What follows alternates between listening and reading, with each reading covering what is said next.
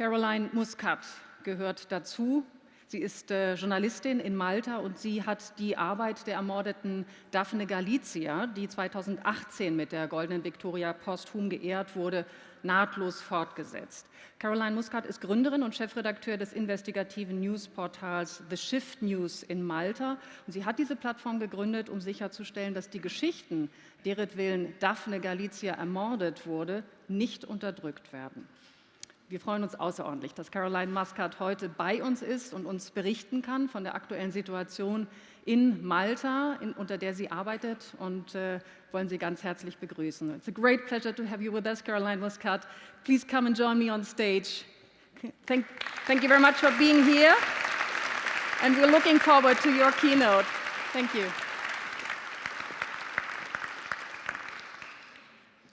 Ladies and gentlemen, I am deeply honored to be here, and thank you, VDZ. They told me how to pronounce that in German, VDZ. Forgive me if it's a bit.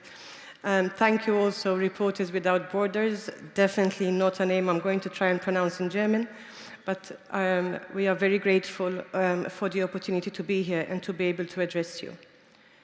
We may work in different spheres and different countries, but we have a cause that unites us. In 2018, Jan Kuciak from Slovakia and Daphne Caruana Galizia from Malta were posthumously honored with the Golden Victoria Award for their courageous work to expose corruption. They were killed within months of each other. In both countries, investigative journalists were killed for exposing corruption. Both of the alleged masterminds have links to the ruling party.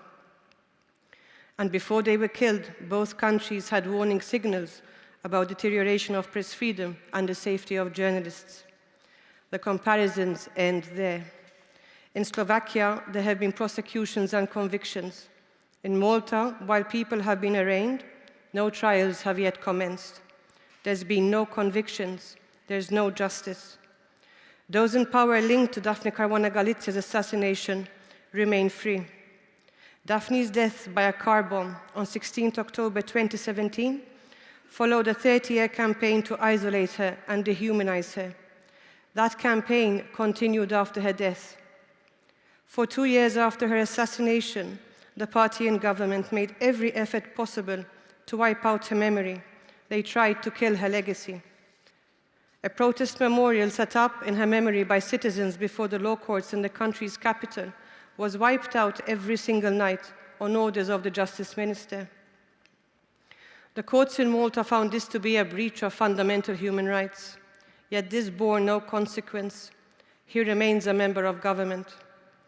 I set up the news portal The Shift to ensure that the stories Daphne was killed for exposing would not be silenced.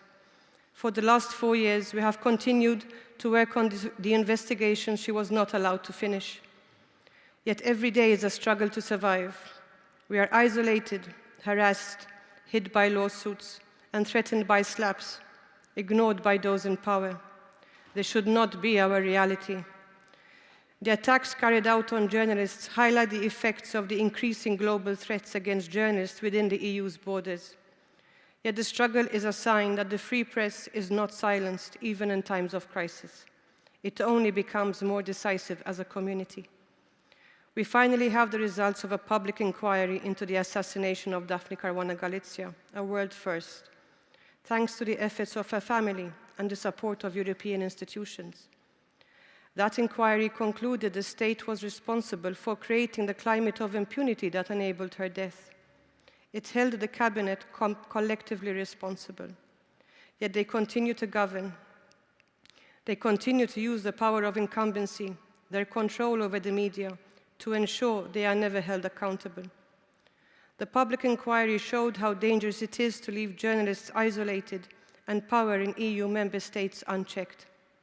States need to step up and ensure journalists are safe not only within their own borders, but across borders too.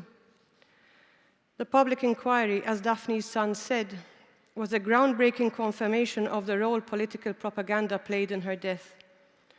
One of the first investigations we did at The Shift was to explore how the party in government was using secret groups on Facebook to whip up a cycle of hate against journalists and activists.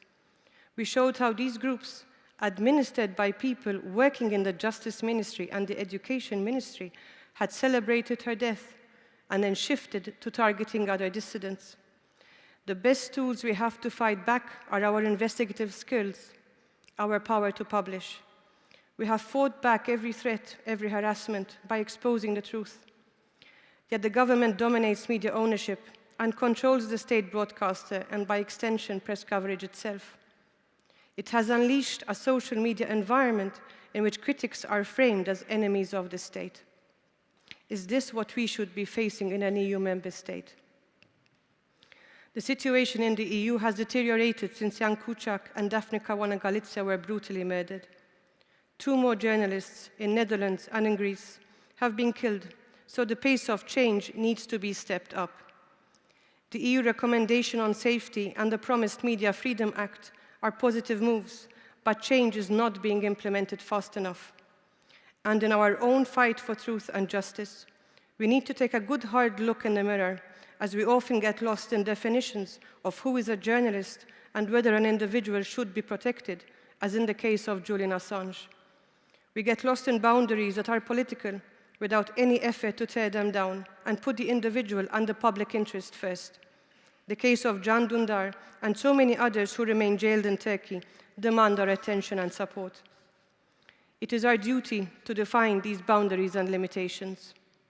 The awarding of the Nobel Peace Prize to 2 investigative journalists, Maria Ressa from the Philippines and Dmitry Muratov from Russia, is a welcome recognition of the bravery of journalists to safeguard freedom of expression as a precondition for democracy and lasting peace. It is a recognition of what Daphne and other journalists killed did so brilliantly, holding the powerful and the corrupt to account. While it may be too late for them, it is long past time for other states that claim to believe in the importance of freedom of expression to act. As things stand now, killing the truth appears to be the safest crime in the world. We will continue to fight for the right to know, the right to hold power to account, the right to justice, but we can only succeed with the support of our European colleagues. It is in all our interest to do so, because democracy in Europe is only as strong as its weakest link. Thank you.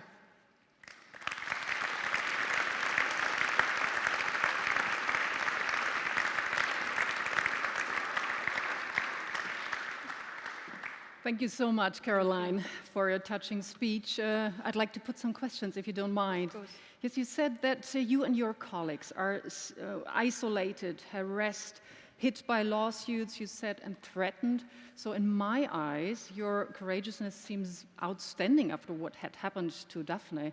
So where do you take your strength from? What drives you to continue this risky job? It is the fight for justice. Daphne was a friend of mine. She was an incredible journalist, and she paid the highest price. And we owe it to her. We owe it to every other journalist who continues to do the job every day at great personal risk. Without strategic collaborations, we can't move forward in terms of press freedom. The idea that we used to have that, you know, as media units, we compete against each other, that world has ended. It is now the time for collaboration. It is time for investigations that cross national borders. And it is time for international support, because if we don't join forces against multinational corporations and governments that are corrupt, we are going to lose the fight. Mm-hmm. The circumstances are very difficult for you to work with. You mentioned how the government in Malta was using secret groups on social media to whip up a cycle of hate against journalists. I mean, this is a dangerous trend we see in other countries as well. We have hate speech, we have fake news, we have attempts to discriminate journalists. What do you think, how can we protect ourselves as journalists? The best defense that we have discovered is to use our investigative skills to tell people what's going on. The groups were secret on Facebook for 7 years, but we noticed that there was a pattern in the attacks against Daphne and the attacks against other journalists. There was a common narrative, and we wanted to understand how this was happening. And we found that central command was actually the government, the Justice Ministry and the Education Ministry. So what we did is investigate this for 6 months, quietly collecting the data, and then we showed the public everything that was going on. Also, because we had the public inquiry, and that looked into the circumstances around Daphne's assassination, we presented this data to the panel of judges, and the findings and the recommendations of the public inquiry are now a blueprint of recommendations that, if implemented in European countries and other countries around the world, we could all be freer to work and the public would benefit. On your online magazine, I was reading that civil society in Malta is growing in the past years. So is this an encouraging sign for you? It is one very positive outcome, if there can be one, following Daphne's murder, in the sense that civil society woke up, a movement was born. People who felt that they did not have a voice before came forward and started to speak up. Every single month on the 16th, there is a vigil held at the protest memorial for Daphne Caruana Galizia, and this has inspired others as well to move forward. Caroline Muscat, thank you so much for being with us today. We wish you all the best, a lot of success for your work, and most of all, stay safe. Thank you so much, Caroline Muscat. Thank you.